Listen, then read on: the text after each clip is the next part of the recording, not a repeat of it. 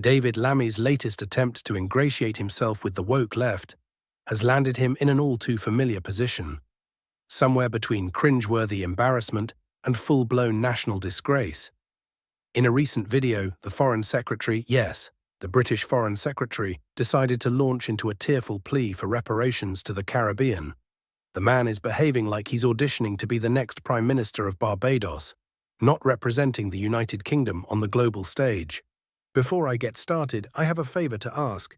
If you enjoy the video, please give it a like, comment, and even consider subscribing. It all helps to grow our community. Thank you, and on to the video. I'm afraid, as Caribbean people, we are not going to forget our history. We don't just want to hear an apology, we want reparation. Let's break this down, shall we? Lammy, who last time we checked was born in Tottenham, seems to have momentarily forgotten that fact. Instead, he's doubling down on his Caribbean credentials and advocating for Britain to shell out eye-watering sums in reparations for slavery. That's right, David Lammy, Foreign Secretary of the United Kingdom, wants Britain to cough up billions, no, trillions, to make amends for things that happened centuries ago. I'm going to start with reparations. So, do you think that Britain should pay a penny to countries like Barbados? This has reared its head today, hasn't it? Yeah, no, absolutely not.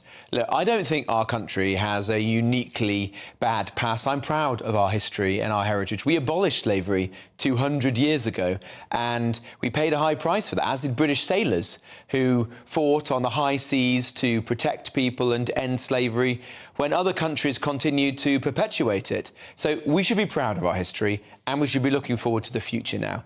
Lammy's bizarre sense of identity politics is as confusing as it is laughable. One minute, he's wrapping himself in the Union Jack, claiming to be a voice for Britain. The next, he's railing against the evils of colonialism, like he's leading a revolution from his sun lounger in Kingston. It's hard to know if Lammy sees himself as the champion of British interests or the Caribbean's favourite son. The man's having a full-on identity crisis, and we're all paying the price for it. The irony here is thick enough to spread on toast. Lammy calls for reparations as if Britain's coffers are overflowing with spare cash. Meanwhile, ordinary Brits are struggling with a cost-of-living crisis. But no, Lammy's focus is on making sure taxpayers' money goes overseas. Perhaps he'd like to personally hand out those checks on a sun-drenched beach in Barbados. Or would that be a bit too colonial for his tastes? Let's not ignore the fact that this isn't Lammy's first rodeo in the absurd world of reparations. Back in 2018, he was already banging the drum for payouts, and now, as Foreign Secretary, he's turned up the volume. If you listen to him long enough, you'd think he's been teleported straight from the streets of 19th century Kingston, fighting against British imperial overlords. The sad truth is, Lammy seems more committed to scoring points with his Caribbean ancestors than delivering for the British people he's supposed to represent. And can we talk about his track record? This is the same man who celebrated the toppling of Edward Colston's statue in Bristol like it was a national victory, while the rest of us were left scratching our heads wondering why Labour's foreign policy strategy now involved historical vandalism. In the incident of the Colston statue, this is a man who transported over 80,000 African men, women and children across the Atlantic from their homes in Africa, and over 19,000 of them died and were thrown overboard. And it's shameful, shameful that we're actually discussing whether he should have a statue, because statues represent a sort of beloved icon, and people have been calling for that statue to come down in Bristol for many years, and it should have come down in a democratic way. We have a tradition in our country of protest.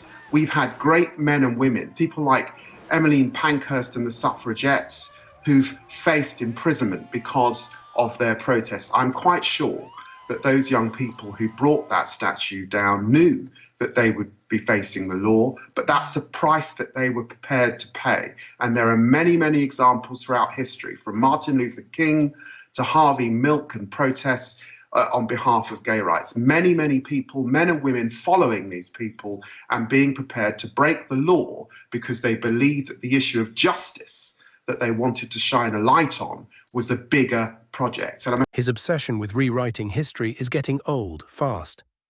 Maybe if Lammy spent as much time focusing on present-day Britain as he does on dredging up the past, we wouldn't be facing such international embarrassment. It doesn't stop there. Lammy's latest appeal for reparations isn't just about money. It's about an identity crisis of epic proportions. He's so desperate to be seen as the Caribbean's great liberator that he's forgotten who he's actually supposed to be. Are you British, David? Do you even want to be British? Or is it only convenient when you need to cash in on that foreign secretary paycheck? The real question here is, does Lammy even care about Britain? Because from where we're standing, his priorities seem to be anywhere but the UK. He's out here championing reparations for people in countries he doesn't even represent, while the British public faces actual pressing issues like, I don't know, rising energy bills, economic turmoil, and a migration crisis. Keir Starmer might want to have a word with his foreign secretary because right now Lammy looks like he's angling for a new job, perhaps as the president of a newly funded Caribbean republic paid for by British taxpayers. But maybe that's the plan. If he keeps this up, his next video will be from a tropical island, sipping rum on the beach, while Britain foots the bill. David Lammy, the man who can't decide if he's British or Caribbean, but is certain he wants your money. Is this the leadership we need? Absolutely not. Britain deserves better.